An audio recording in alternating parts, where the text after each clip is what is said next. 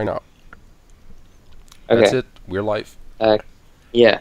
Countdown would be appreciated next time, but we good. All right. Fox Falcon. Oh. Okay, my phone stopped. 1 second. 1 second. It's not having a good time.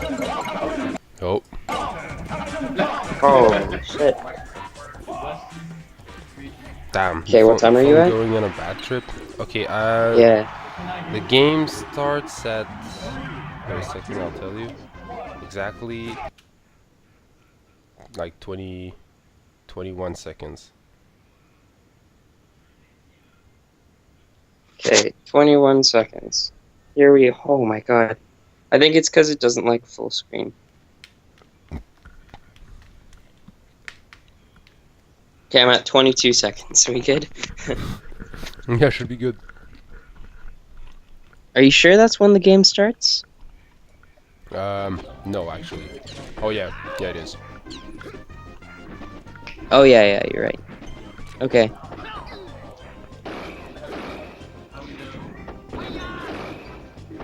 Okay, so, let's start it together.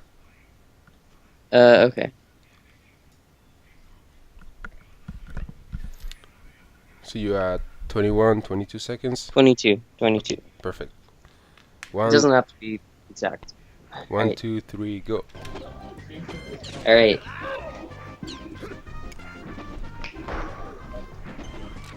Oh, he dropped the edge guard. Yeah, after that down tilt, you could have gotten the shine, right? Maybe. I don't really like down tilting too much as an edge guard as Fox. I guess at low percents it's okay. Yeah, I know it works really well for Falcon, because you can almost always get a guaranteed shine. Okay. I usually prefer jumping back with a fair or something like that.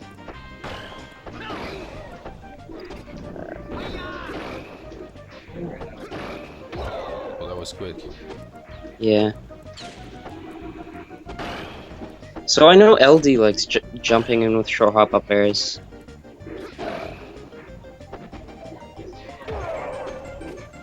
Yeah, that's a good fair. You gotta gimp Falcon a bunch. So you gotta know how to edge guard. I didn't like that. He kind of just retreating to center stage. He gave up too much position, and then he oh, that was cute. And then he so he went to center stage, which is a suboptimal decision, and then he charged in, which is a bad decision because Boom just escaped the pressure. Oh, that was really nice. Yeah, that was better. Yeah, giving too much stage position is something a lot of like mid-high level players will do. Yeah, they don't value space, right? Yeah, and, like I feel like it's way easier to just run away from the opponent when you see like the hitbox coming than simply like standing your ground and putting somewhere something in the way. You know what I mean? Yeah.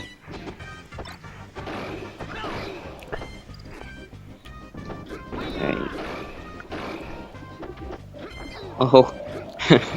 He didn't get... that regrab. I didn't tech it. Yeah. Alright.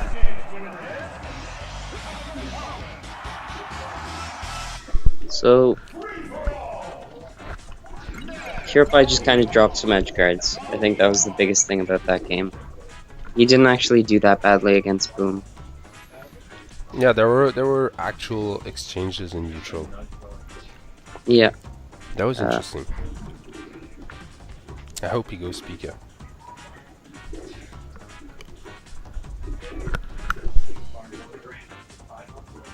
Is he gonna go Pika? What are you doing? There you go. HeroPie's good. But again, he doesn't care enough about space, which holds him back a lot. And then he overcommits to a lot of stuff, which again loses him space. So here, that was unsafe. The back air came out way too early. Boom had time to be on a shield. Yeah. Up being out of shield is actually pretty consistent for DK. Dash grab down B, that's actually a pretty good option. For DK. I hadn't thought of that. Especially like if they back up after the dash grab. Yeah, I like that a lot. I might steal that.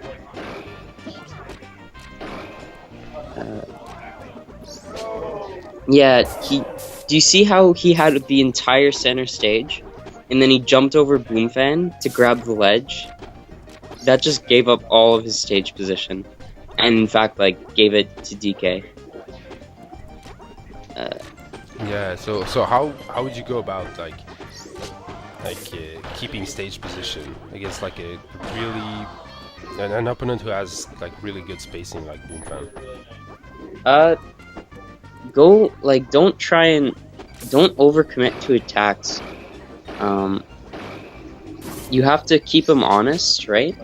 So you have to still throw out threats, but you can't be too, like, you can't be fishing for a hit too hard, right? Like, if he's just like, I don't know, man. You just gotta like outpatience him sometimes. Yeah. So the reason Boom will beat you in neutral is, like, he's better than you for a reason, right? He's beating you in neutral, like, for a reason. So you just have to figure out why. Like, Boom isn't, like, really good in neutral because he's just inherently better at positioning his character. Especially for, like, HeroPie versus Boom. Like, HeroPie is really good at control. So it's going to be like a tactical thing that's making Boom win neutral. Or, like, Boom has a good read or something. HeroPie's not covering an option and Boom would be abusing it. But we're not really seeing this here. HeroPie's actually playing like a really good neutral against Boom. That was a prediction with the fastball back air, and it was pretty safe. It was like a soft read. He got a good amount off of it hitting too, so it was a solid play. So that's where like temperature would come in. Like he knew he could get a lot off this read if it worked, and it wasn't that much of a high commitment, so he just went for it. I wouldn't say it was very high temperature. It gave him stage position and an edge guard situation, so it's pretty good. But like, it's not like an instant clean stop, you know.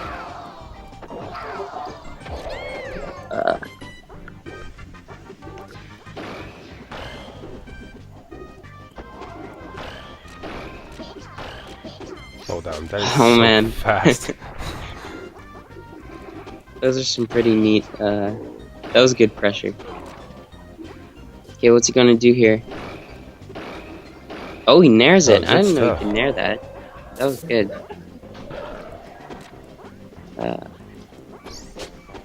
So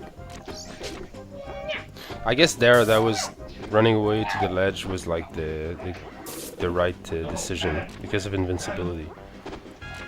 But then again, like, he committed way too much to going off stage during Boom's invincibility. Yeah. I'm not sure. I wasn't. I didn't really see what happened. That's all right though. So you see, yeah, there's not a lot of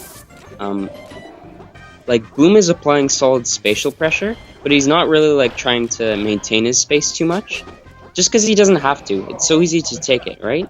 Whenever he's at a spatial disadvantage, HeroPie just gives it to him, right? So this means that Boom doesn't have to respect, like, he doesn't have to be careful about his space, right? Yeah, he just has to keep up this wall of pressure, and HeroPie will like give him all the space he needs, right? Yeah, so he's allowed to, like, use his space, right? If you think of space as a resource, essentially he's spending his space to apply pressure a lot of the time. Kind of ish. And since HeroPie's just giving him space, this is just giving Boom massive space advantage, which he converts into a massive, like, pressure advantage. Not pressure advantage. He just turns it into a lot of pressure.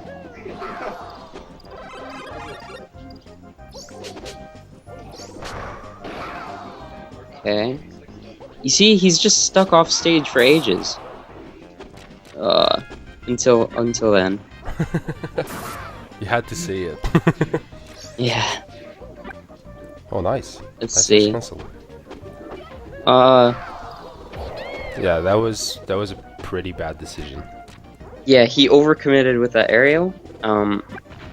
HeroPie was weak on the landing, so he saw Boom try and bait out the approach with an aerial, and then dash grab to punish the landing. Very basic tactic that Boom goes for like a ton. He'll like back up and then be like, "Oh, are you gonna land right in front of me? Because that's what I'm baiting out." Oh, DIing down is actually really hard. Like getting the reverse ledge DI from that position.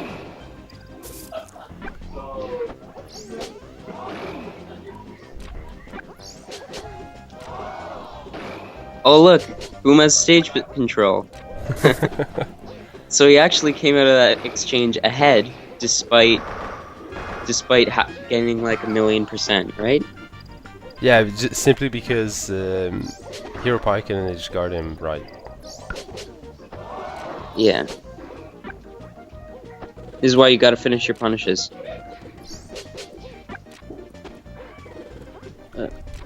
And like right there, HeroPie could have like pressured Boom into going back towards the ledge, like getting back center stage, but instead he just ran away to the side platform. Like, Yeah. let him have all the space, right? Yeah, giving up too much space. Boom will gladly take your space. Like, look at that. He just took the space. I mean, to be fair, Boom had invincibility.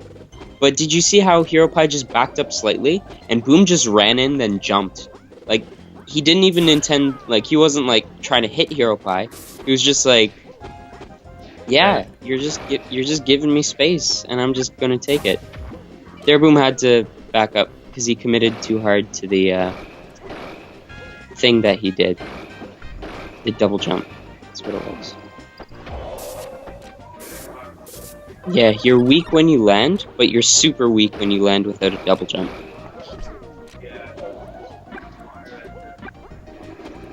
Oh, look at all the space he's taken. He just like controls center stage, and HeroPie just lets him.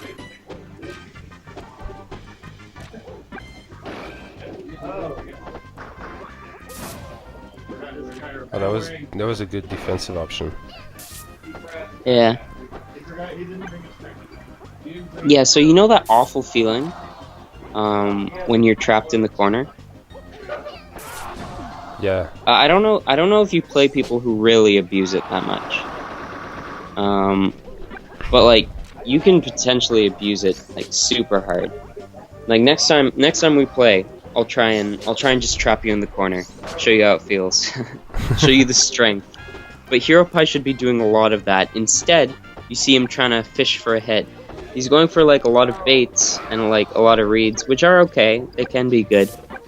But without the spatial pressure to like back it up, it's a lot weaker. Yeah, you gotta like pressure with your positioning more than your actual hitboxes, right? Yeah, or at least compile them together, right? Like just pressuring with space is okay, and just reading and just baiting is okay. But when you do them together, then it's really good. And if you do them together while your opponent's weak, like they're landing or something, it's absolutely terrifying, right? This is actually... Kirby has trouble applying pressure, which is why the landing thing is so important for him, right? Because essentially, you want to compile your strengths, or like just stack them on top of each other, right? So that they're landing while you have good stage position. Yeah, essentially you want to have a time pressure and predictability advantage as Kirby. Because with just one, it's not enough. Okay, sorry, let's keep watching. Oh look, center stage. Oh, Boom committed pretty hard to that. He would not have done that in tournament. Actually, at the same time, it was high temperature, so maybe it was worth the risk of missing. Especially since he's up a stock, right? Yeah. it's always hard because you have to balance your space versus temperature, right? Just like you have to balance like everything versus temperature. Like maybe this is a bad play because I'll lose a bit of spatial advantage, but I'll still be on the corner of a platform, so I'll have good defense. It won't be I won't have terrible position. Yeah, I won't have terrible position, and I'll have just made a high temperature play that could potentially lead to a combo to death, right? Yeah, so sometimes you gotta like give up a bit of space so you can get the high temperature play going. Yeah. Or like, yeah, sometimes it's worth giving up space for temperature, right? You always have to weigh all of your resources against like spending them, right? Like Link can think of spending space to get a bomb or something, right? The same way how there Boom could have thought like, I'm spending my space to potentially get a stock, right? He's playing the slots. He's he's pulling the bar or whatever you do when you gamble. He's just spending a little bit of space with potential to win the game. Nice, I see. So like, one thing I noticed towards the end was like, Boom was actually giving HeroPie some space. Like he would like wait a little bit under the side platform and like basically give him the whole center stage, and HeroPie just wouldn't take it. He wouldn't go and pressure Boom towards the corner. He just like waited out and like tried to bait out a move or something. Yeah, he didn't abuse his space. Boom didn't have to worry about giving HeroPie space because HeroPie wasn't using his space very productively. When Boom has a positional advantage there, he's like going to apply really heavy pressure, and he's probably going to get a hit. Whereas when HeroPie has a stage control, a positional advantage, it's not very different for him than when it's just an even neutral, right? Like he doesn't play it any differently. Yeah, it's important to like recognize when you have a positional advantage and use it to apply a lot of pressure, right? Yeah, you have to capitalize it. When what is it? Yeah, it's the same. You know how you saw me draw that triangle once, right?